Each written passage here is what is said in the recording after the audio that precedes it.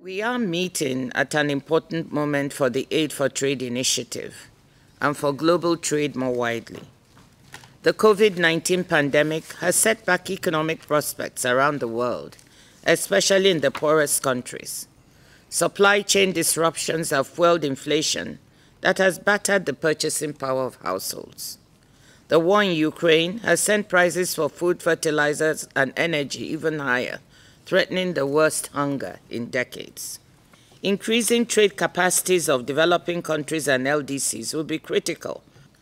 So this global review is an appropriate moment for stakeholders to look at how trade can work better for development and socioeconomic inclusion, and how development finance is supporting that process.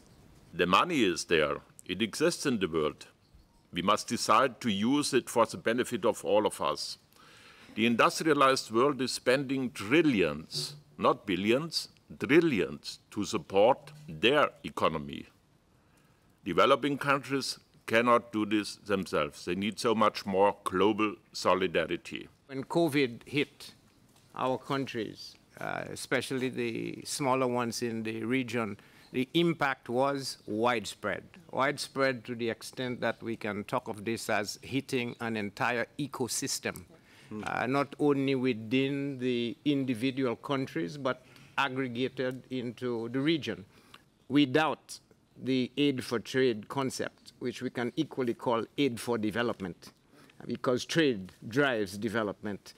Without that, the ability to recover, the ability to generate resilience is not going to occur. We are looking after 57 member countries, and we have to make sure that our role as a development bank is to stand by our member countries, especially the least developed ones. Our major concern, especially in ITFC at that time, is actually to keep, things running, as you say, to keep the trade flow going, to make countries more resilient. That is really our part. We talk a lot about the importance of openness of trade.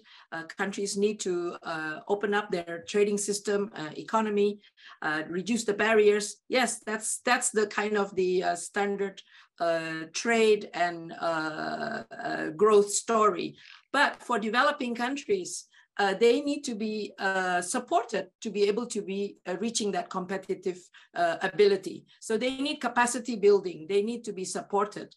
And that grows through a range of policies. It's the infrastructure, it's the logistics, it's the systems for cross-border trade, it's empowering the SMEs, making sure that the distribution of the benefits of trade are going to be equally distributed. Otherwise, there will be pushback and resistance. Trade is part of the solution.